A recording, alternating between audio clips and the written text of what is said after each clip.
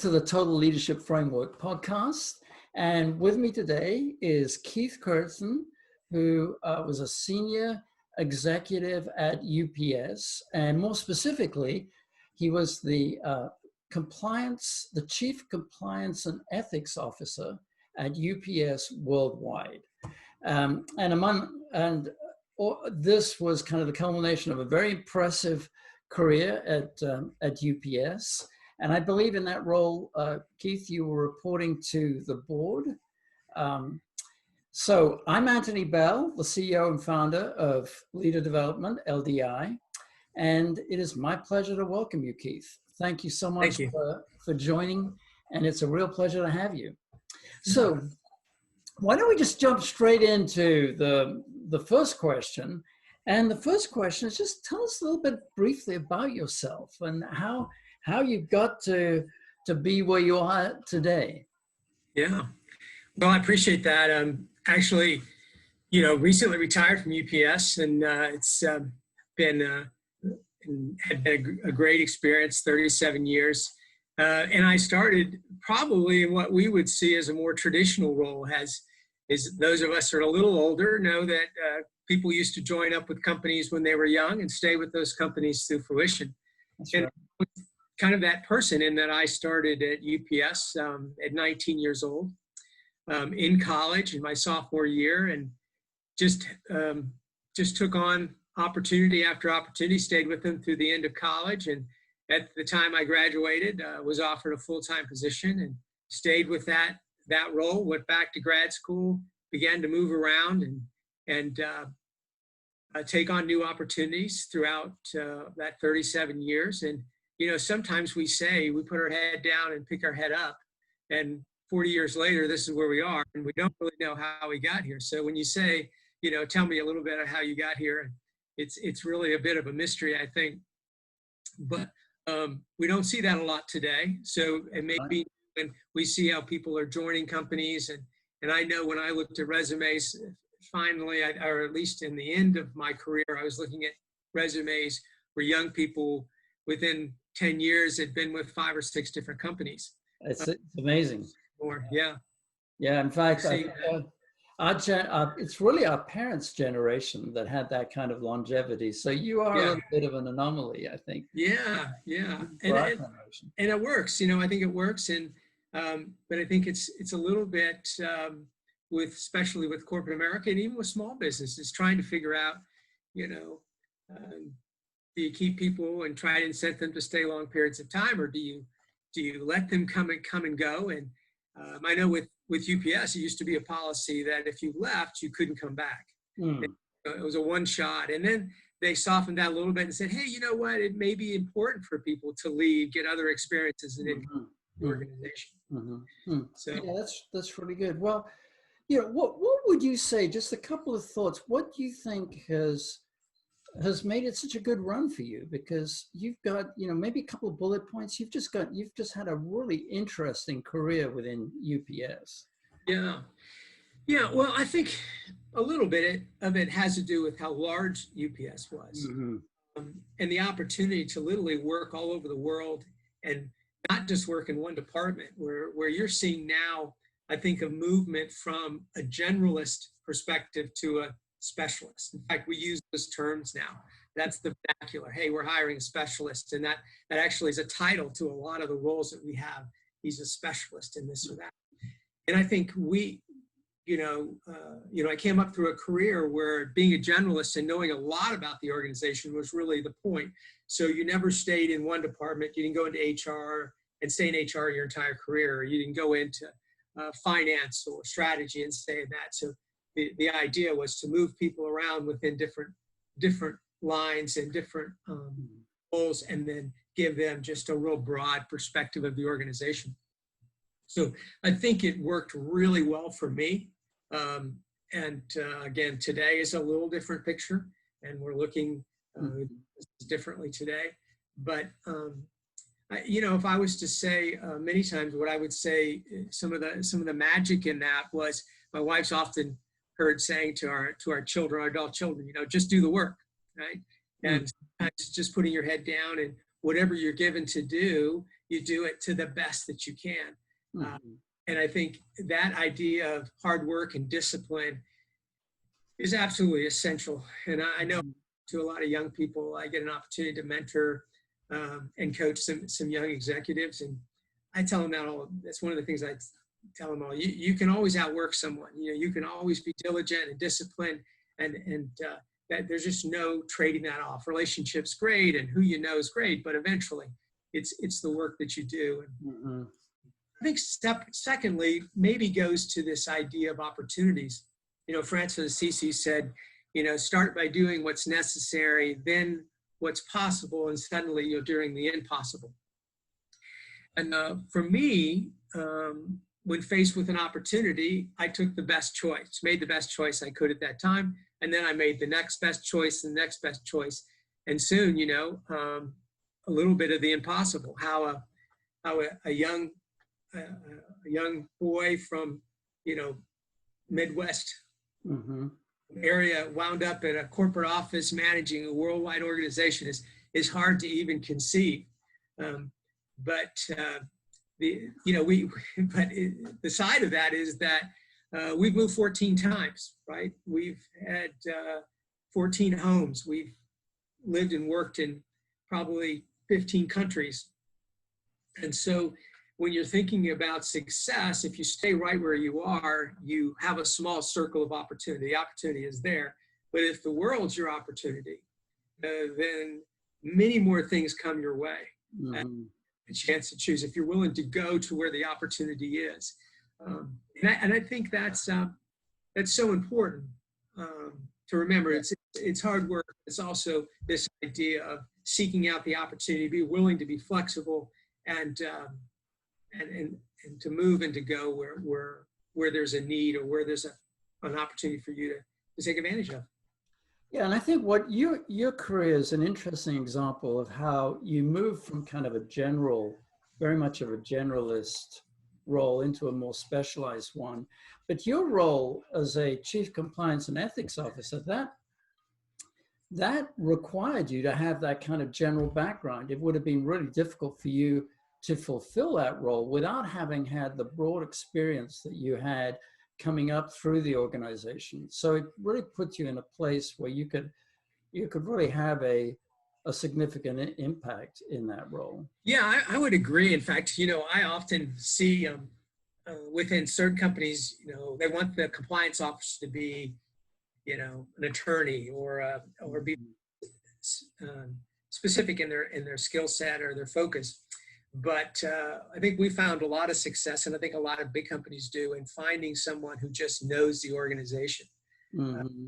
Sometimes when I look at UPS, I really managed three areas. One was, the compliance, the customer compliance, kind of what's in the box, the tariffs and all that part of the organization. And then there was the vendor compliance, which was, this idea of all the people that kind of connected to us and did work for us around the world. And their behavior really was important because they were an extension of us. And that was very important. And then the people compliance, where the way people behaved and managed themselves and managed others was very, very important. So if you come into it with a very singular skill set, you're going to miss a lot of the things that are going on. So understanding the business very well, understanding the people acumen and the business acumen side was really, really essential. Mm-hmm. Mm-hmm. Good point. So you one of the things you attributed your success to is just hard work. Mm-hmm. And the other one, in our previous conversation we've had, you mentioned just people, how people had an impact on you. Sure. And not only what you received from people, but what you invested in people. Mm-hmm. So can you speak a little bit to that and the role of people in your journey? Sure. I would think early on, I maybe speak to this idea of the people that, I learned from impacted me. And I would say, first and foremost, you can learn from everybody. Mm-hmm. And sometimes this is hard because you can work for people that don't do things, right? So the idea is that you can learn from everyone, even if you're learning what not to do. Exactly. you see the examples of people you work for, the way they've treated you and treated others, and you say, well, you know, I've learned that I am not, if given that opportunity, going to behave like that or act like that. And that's just not productive. I know how it makes me feel. I know how it is demotivating because of the way they manage and talk with people. So I'm not going to do that. So you learn that. And I think the other thing is always to know that everyone you meet knows something you don't. Mm-hmm. And I always kind of say, the longer I live, the more I recognize how little I know. Yeah. Well, you gave a very you gave a really interesting example of when you were very new at UPS, and you had a boss who said his leadership was based on three things. Do you want to run that one by? Sure. I mean, it was, and this wasn't indicative of UPS, but indicative of that manager. So I don't want to put that on the organization, because it's certainly not true at all. And great organization, very, very positive organization. But he was a little bit old school and very controlling. And he used the phrase manipulation, intimidation, domination. And he said, as I was a young supervisor and I began to take on a lot of people under me, he said his style of management was kind of based in these three core thoughts. And first, he said, you manipulate them, means you take these young people and you try to get them married and try to get them in financial need, where you're buying houses they can't afford and cars they don't need. And then you put them in situations where they have families and children. And then when they come to you and say, hey, I need a little time for this, or can I get some time off? Say, well, I don't know that I can give you that time off, because if you leave, there may not be a job for you to come back. So now you've moved from manipulation into intimidation. Mm-hmm. And you have this person intimidated where they're absolutely in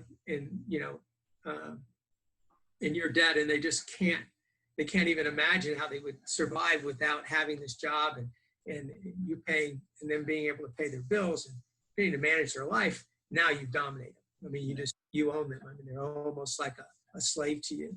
And it's very sad, but that's a lot of the mindset of managers today, I think, sometimes. Yeah, and that's an example of, learning something. Well, that's not how to do it. That's not the way we want to lead. And that actually does lead us into an interesting question, I think, that so in your role as Chief Compliance and Ethics Officer for UPS worldwide, where does leadership fit into that? I mean, it's a lot of it is about laws and regulations and so on. But speak to us a little bit about what's the leadership component of all that? Well, it's interesting because many companies put ethics and compliance versus compliance and ethics. So leads which, right? So those that are ethical are likely to be compliant, but those that are compliant are not necessarily ethical. Right. So I think it plays a huge role, especially at the top. And oftentimes we talk about this idea of an ethical culture. And I really break it into three areas. I call it tone at the top, mood in the middle, and kind of a buzz at the bottom. The tone begins at the top. So your senior management are setting the tone of behavior and what is ethically part of the organization's DNA, what they want to see out of you. And that tone is really set at the highest levels. But I also say that comes with that tone at the top is sometimes what we call a mattress effect, meaning it only goes so far down into that mattress before it bounces right back up. Mm-hmm. Sometimes what happens at the corporate office in that environment doesn't look the same as you see within the organization. I think we've seen that with a lot of the things that have gone on with some of these large banks and some of these large companies where there's a lot of talk up here. Mm-hmm. If you go back and read the statements of Enron around ethics and compliance, they read very well, right? You hear all the conversation at the very top level, but what we knew and know is happening in a lot of organizations is that mood in the middle is very different. Mm-hmm. What I came to realize early on in this role was that although there was a strong tone at the top, 90% of our personnel were working for the middle management, right? So the middle management was really more the tone setter of that culture, that ethical leadership. And so while the tone's important, to ensure that that tone permeates that middle management, and that becomes the actual organizational foundation of our culture. One of the things that I managed for UPS and I was able to develop and had the opportunity to be part of was something we called ERM, or the Enterprise Risk Management, which was really about strategic risk of the organization. And one of the risks that always came out in the surveys we did was around this idea of management awareness. And so it goes back the other way, where do you have a senior management group that, as far as leadership, doesn't want to know? We see this, I think, sometimes in professional or in college sports, where the head coach basically surrounds himself with people and say, I just don't let that get to me. I don't want it anyway to know something bad going on. You handle it, but I don't want it to get to me, and I don't want to be aware of it. And some of that's really intentional. And so one of the talks I always give to some of our new senior management as they came in and through the organization on the topic of ethics and compliance was the example of American Idol. And I don't know if you've watched American Idol. Most people have, and it was on for about 20 years. And what was interesting about American Idol was that the first few years of the show, there was as much effort given to try to find people that could sing, and also people that couldn't sing but thought they could. Right? So we sat back, we would laugh, because you'd have these people come on stage and they would literally make a fool of themselves, singing when they couldn't sing. And then when the experts or the judges would say, hey, you really look at another career, and they would be just indignant. They just couldn't control themselves, and just how they didn't know what they were talking about. And, I always ask the question when I'm teaching this course, and I say, so why do you think those people thought they could sing when they couldn't sing? And ultimately we get to this idea as they surrounded themselves with people that confirmed them, right? They couldn't sing, or they could sing. Like, it was almost like the mother who, at 5 years old, you bring home the coloring book, right? The page from kindergarten, and she puts it on the refrigerator. It's that refrigerator art. She says, oh, you're going to be the next, great artist. Well, we know that's not true, but as a child, we're being told that. But as an adult, when we're told that, and we're confirmed. And so when I talk to a lot of senior executives, I said, do you have a little bit of this American Idol complex? Meaning, have you surrounded yourself with people that can be truthful to you, where what's going on and you can react to it? Or are you making sure you don't know, right? So there's almost an intentional ignorance to what's going on within an organization. So what you're saying, Keith, is that there is actually a direct correlation between a lack of self-awareness and ethics and compliance violations. If we don't know ourselves, we'll not only misread ourselves, but we'll often misread our circumstances. Sure. And really the dynamics of what's going on around us. Yeah, absolutely. I think this idea of, and I think it's used a lot in litigation, where we use the term knowingly. Did you knowingly commit that? Did you have knowledge and then do it? I break it down a little differently. I know with a lot of the conversations that I've had about ethical violations with individuals that may have made a mistake or made a bad choice, and we talk about that. Did the decision come out of real innocence, meaning they didn't know and had no knowledge, or did it come out of ignorance, where they probably should have known, but they chose to ignore it, or arrogance, where they did have full understanding and they just did it anyway because they felt they could. They had the authority. They were above it. To do it. Yeah. They were above it all. Yeah. So I think you have to keep running that through your mind. Is yeah, there is some innocence, but many times there's almost an arrogance around ethical behavior or lack thereof. Yeah. And I think what we're talking about is really the importance of character in leadership. because that's, the total leadership framework is based on two very simple concepts: that leadership is a function of character and competence. And competence is leadership competence, not technical competence.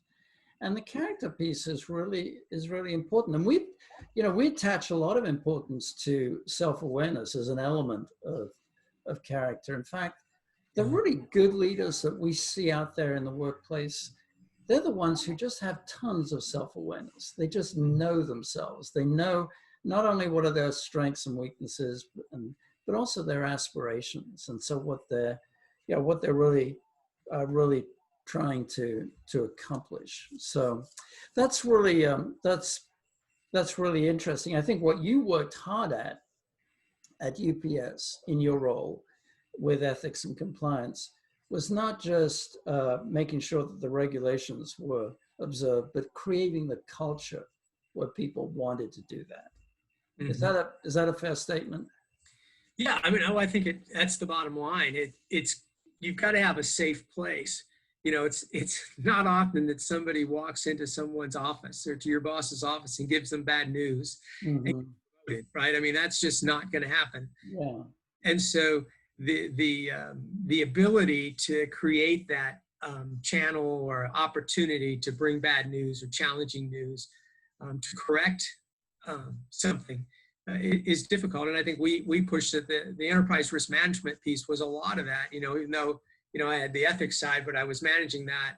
We created these, part of these meetings, which were what they call our meetings, which you were actually required to bring your challenges, right? Your challenges and your risk that you were discovering. And so it was almost a meeting set up for bad news. It's almost permission to people to come with the bad news, because we know there's stuff going on that needs to be known about, but we don't necessarily have a safe place to deliver it or to bring it without a lot of criticism. And so we actually were trying to create and did throughout the organization these what we call, I guess, risk and governance meetings that were all about discussion of those types of challenges. And that's really good, because what that speaks to is the fact that leaders create the culture. They actually absolutely they shape it. And a friend of mine that I've worked with for a long time, he has this saying, bad news never gets better with age. So the earlier you deal with it, the better. And a culture that permits that, which is what you are seeking to create, I think it's going to be a much healthier culture.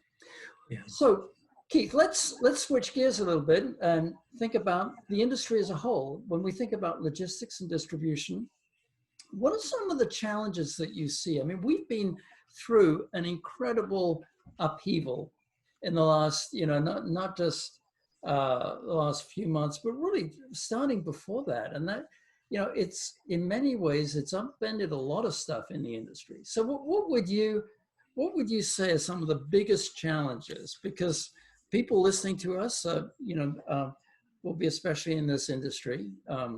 And they'll be interested in really getting your perspective on that.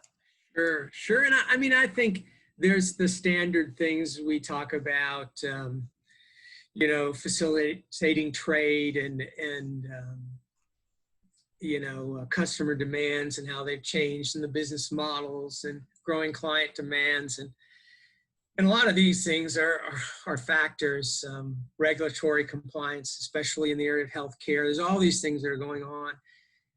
But I would kind of step back, and I might reframe that, and I'm sorry to do that, but I might reframe it. Instead of saying challenges, maybe we look at it in the perspective of risk, as we were kind of talking before.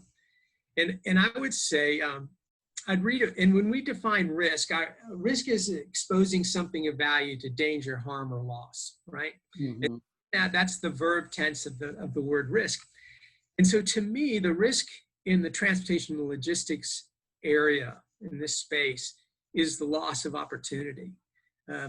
Yes, we are going through a huge change and a shift, but with that change, there is huge opportunity in this market.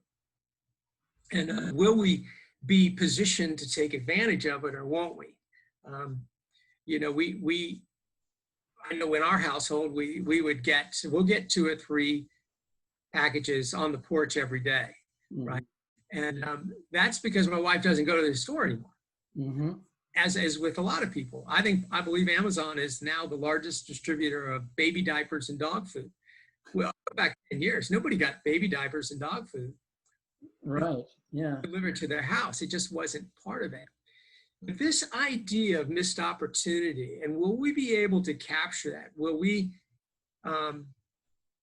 be able to really develop our people and have the right people and the right processes, the right infrastructure, the right systems in place in order to take advantage of these opportunities? It's right there.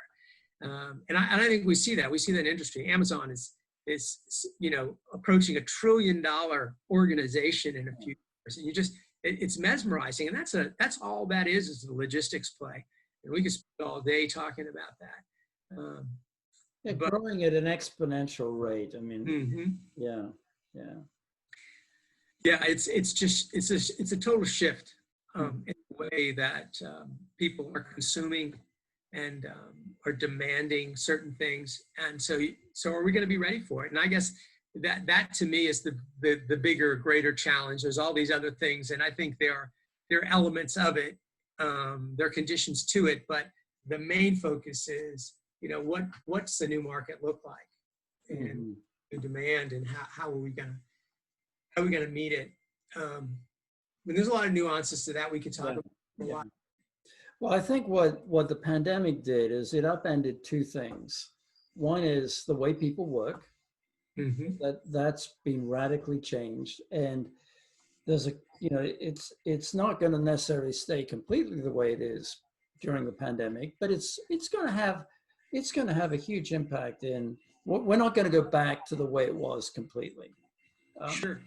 In fact, habits break habits. So once we develop new habits, the tendency to go back into the store when we didn't go into the store before probably changes. That's exactly right. And people are getting, the whole trend of work from home. I mean, that's in fact, we've got one of the companies we're working with, they were getting ready to break ground on another building. Well, now they're wondering, do we actually need that building? It's actually changing a lot of different dynamics. So the way people work is one thing, but the other big thing is supply chains. I mean, supply chains have been just really challenged, and the notion of just-in-time delivery is that's been very much upended. The actual sourcing is shifting. So all these things are hugely impacting. And it goes to what you were saying, Keith, about the missed or the opportunities there, and that the biggest risk is actually missing those opportunities. Sure. Yeah. Do you see anything else? I mean, that's a huge one, and probably the dominant one. That's probably the main one. Yeah, I mean, I just continue to think about, especially the area of healthcare. It's become much more of a, we talk about being a generalist, but a lot of this is it's getting very specific, right? So this area, it looks very different than maybe another area looks. And so, I don't know that I would speak to it specifically other than this idea of being prepared and being willing to be flexible in the way you're doing a lot of different things, and kind of I hate the term thinking outside the box. I don't know that we can do that, but expanding that box in a way to say, hey, there's a different way to do what we've been doing in the past. Got to keep challenging that. We've got to keep saying and challenging what we're doing. And I think that plays just a huge role in management as a general rule is to challenge our assumptions. And there's so many things that have changed, and that's the key risk to a lot of things, is the failure to challenge the assumptions of your business. If we can look back, a lot of organizations most recently you can look at Encyclopedia Britannica. I tell people, most of us didn't have the internet. We had encyclopedia. But go back to 1999 to 2000, Encyclopedia Britannica was one of the largest makers of encyclopedias in the world, making, I think they were near record profit, $700 million a year. And all of a sudden, that changed. But they built their whole model on three assumptions: that people would want information at the tip of their fingers, they'd want it through the avenue of a book, and that information wouldn't change that much 10 to 15 years out. Well, two of those things went away overnight. Information changed radically and rapidly, and that people wanted, they wanted it differently. They wanted to receive it differently. They didn't want it in a book. I think, see things like that. Yeah. I think we could unpack the whole notion of opportunity and either taking it or missing it. But it actually leads us to other factors that are very, very significant in which way that goes. And the obvious one is leadership. Yeah, because depending on the kind of leaders you have, you're more, if you have a certain kind of leader, they're more likely to miss it. You get a different kind of leader, they're more likely to actually take advantage of it. So the missed opportunity in the end is fundamentally a leadership issue. Yeah. One of the things that we bandy around a lot is this statement: the most significant thing about an organization is what goes on in the minds of its leaders. And if they're thinking correctly about the opportunities, then they're going to be much more willing to take the risks they need to and take the opportunities and so on. So, hey, well, Keith, let's wrap up with one more question. And that is, what advice would you give to those who are starting out in this industry? What, if you like, what keys to success would you give them? Yeah. Well, I think it links into what you were just talking about, how important leadership is.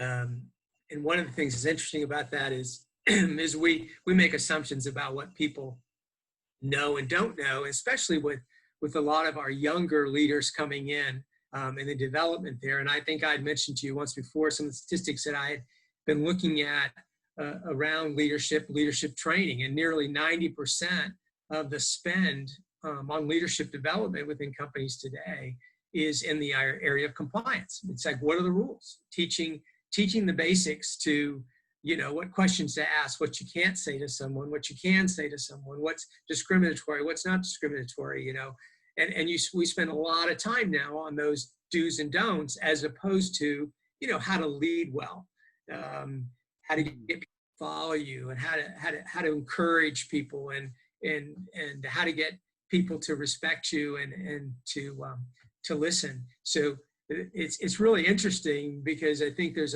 a quick assumption, because somebody has a skill and graduated from a university, that then they bring with them the ability to manage people and to lead well, and they really don't. So we make some assumptions about them. So with that as kind of the intro, I think unique to the logistics industry is maybe about 20%, meaning I think 80% of leadership is leadership no matter where you go. But then there's probably 10 to 20% that's specific to an industry. And the one thing I think that's key to the industry is that you have to remember that logistics and transportation is an enabling industry. You are connecting other people, your customers, to their customers. Your customers connecting their brand to your brand, their reputation to your reputation. Your risk and challenges that you have are now on them, right? They become extremely dependent on you. And I think healthcare, again, going back to that, is a great example. It doesn't matter how good your product is, if you can't deliver it in the right way, in a healthy way, if you're dealing with medicines or serums that are refrigerated and have to kept at a perfect balance, the risk on that producer is huge with you. And so the ability, even for an Amazon or for a large distributor, to produce a product and then to link with logistics and transportation company that's going to enhance that product or get it to where it has to be. I don't care how good your product is. If you can't get it to me, it's of no value. Yeah. So when we think about leadership within this industry, we have to remember we don't have a singular brand, right? You know, UPS or FedEx, DHL, these companies, or the post office. That's not a singular brand. I mean, we're not all by ourselves. We're not producing anything. We're a service company, and so our service connects with another company. So when we're managing, we have to manage with that as a perspective, I think, and understanding that, you know, for instance, a large transportation company like a FedEx or UPS, you know, they have 10, 15 million customers, and they're associating their brand with those brands. And so I have to not only manage my own brand, but I have to figure out how it connects, especially in this world where what you do, right, and what you produce. I know we've had some issues with different things that we've shipped or moved that people weren't in favor of, and then that you run into that kind of conflict. So remembering that as you enter this industry is so important, because it's going to give you a different perspective to how you manage, I think. That'd be one of the areas I think is central. So maybe a way of phrasing, and tell me if this is accurate, what you just said, is that success in this industry is based on a person's commitment to making other people successful in this business, whether it's at the front end or at the back end of the cycle. Yeah, absolutely. I mean, it goes to, you know, kind of the idea of key success factors, and understanding. We talk a lot individually. We hear this term all the time. You have a personal brand. You need to worry about your personal brand. And because we have company brands, we have personal brands. And so this idea of brand is interesting. I almost think it's more about reputation than brand. And it gets a little, but I think brand is internally controlled. We put out a brand, Nike puts out a brand, companies put out a brand, but how they're perceived as the reputation is really what's important. Brand that I'd like to give to you is I control it, but how you receive it and that reputation is really what's key. A lot of times I tell a lot of our younger people, we did within the culture of UPS, we did what we do yearly people meetings. And in those people meetings, what would happen is we'd work, it was layered. So every year everyone got reviewed. So the supervisors would be reviewed by their managers in front of senior managers, and then we'd cascade that up. So the idea is that everyone got a review in usually a week-long process where we looked at their numbers, we looked at their contributions. And one of the things I used to say to these guys and gals was, it really matters. Words matter and preparation matters, because like it or not, I'm presenting, say, a director's information to our senior managers and our senior management group. And I used to tease them, because I said, they know you by about a 12-minute interview. And they said, what do you mean by that? And I said, well, we're going to discuss, and they're going to have had a 5-minute discussion with you throughout the year, a 30-second response from you on a question they ask, and maybe 8-minute presentation on the status of a project. Their entire evaluation, your reputation, is entirely encapsulated in those 3 interactions. Now, it doesn't seem like it's fair, and I'm not saying it's fair, but it's very important that you're that preparation and that focus and understanding that those little moments will lead to that reputation. So although I started by saying hard work, all these things are important, but some of the little things like that are also key, I think.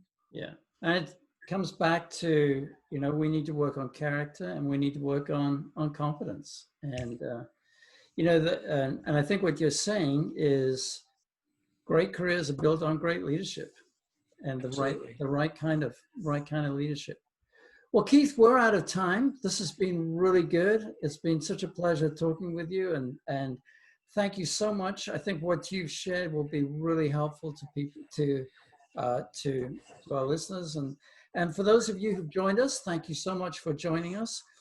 Keep a lookout for more of these. We'll be having more of these interviews, and on behalf of LDI and the Total Leadership Framework, I'm Antony Bell. Thank you very much.